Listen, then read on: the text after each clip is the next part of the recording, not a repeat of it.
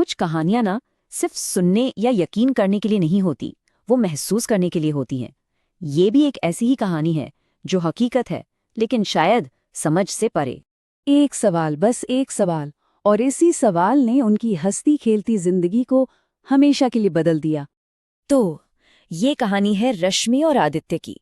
मुंबई की उस तेज रफ्तार जिंदगी में उनकी दुनिया एकदम सपनों जैसी थी, पर उन्हें ये बिल्कुल नहीं पता था कि उनका हर एक सपना एक भयंकर खौफ में बदलने वाला है। सोचिए, मुंबई, शहर के आसमान को छूती हुई एक इमारत, और उसकी 28वीं मंजिल पर उनका आलीशान घर। मतलब अपना प्राइवेट टेरेस, अपना पूल, उनकी कामयाबी का जैसे एक जीता जागता सबूत। एक ऐसी दुनिया जिस पर शायद किसी की नजर पड़ने वाली थी। और फिर एक रात उसी पूल के किनारे एक जबरदस्त पार्टी चल रही थी। दोस्त थे, म्यूजिक था, और हवा में एक नशा सा घुला हुआ था।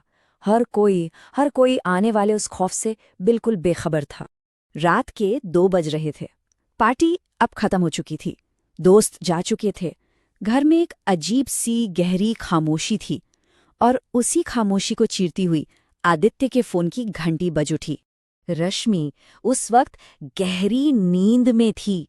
उसने आधी नींद में ही आदित्य का फोन उठाया, और दूसरी तरफ से एक बच्ची की सिसकियों भरी आवाज आई, मम्मा, मम्मा कहाँ हो?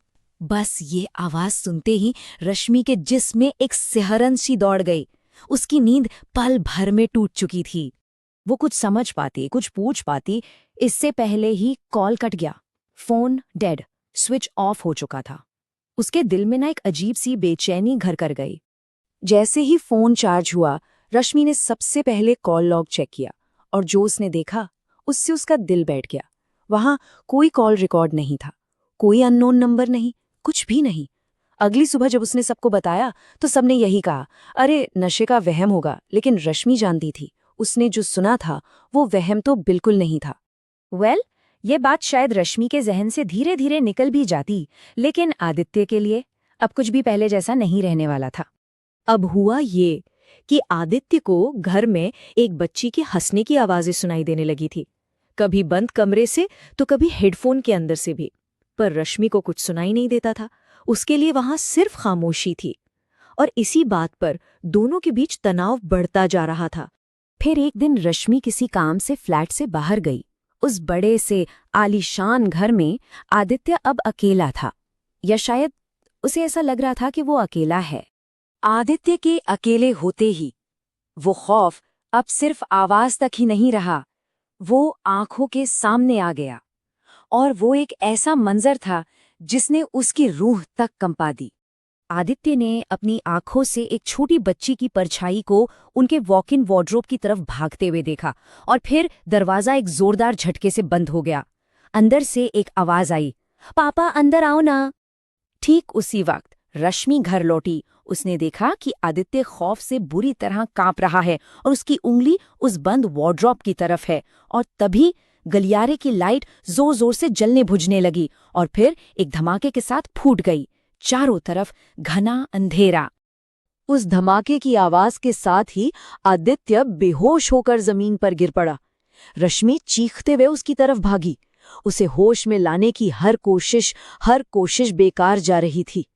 और फिर अचानक बेहोश पड़े आदित्य ने रश्मि का हाथ कस के पकड़ लिया। उसकी आंखें खुली, और वो आंखें खून की तरह लाल थीं। और फिर उसी बच्ची की ठंडी भयानक आवाज में वो सवाल गूंजा जिसने रश्मि की दुनिया ही छीन ली।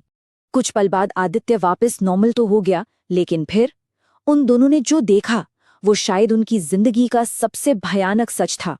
वो बच्ची उनके ठीक सामने खड़ी थी, और अचानक उसके जिस्म से खून बहने लगा, और उसने फिर से वही सवाल पूछा, मुझे क्यों मारा?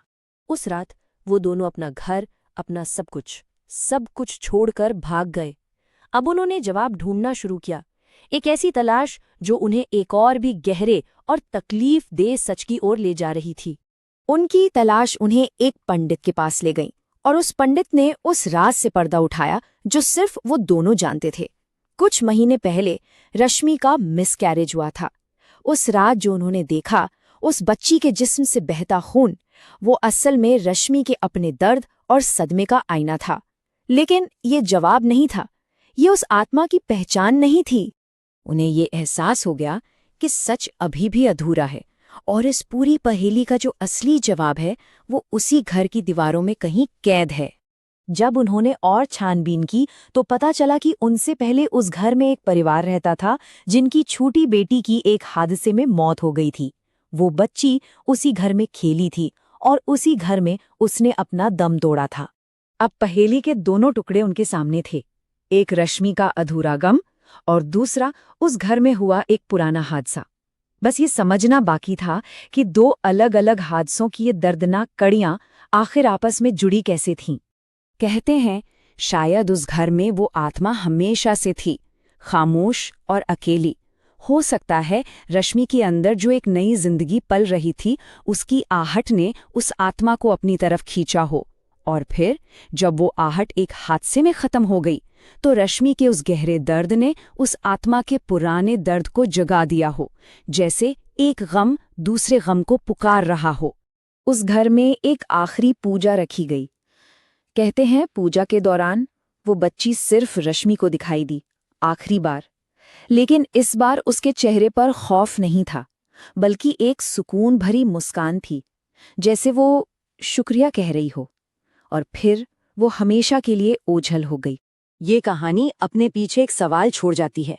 क्या दर्द और गम की ऊर्जा इतनी शक्तिशाली हो सकती है कि वो दुनियाओं के बीच की दीवारों को भी तोड़ दे? क्या एक अधूरा दर्द वाकई किसी दूसरे अधूरे दर्द को आवाज दे सकता है?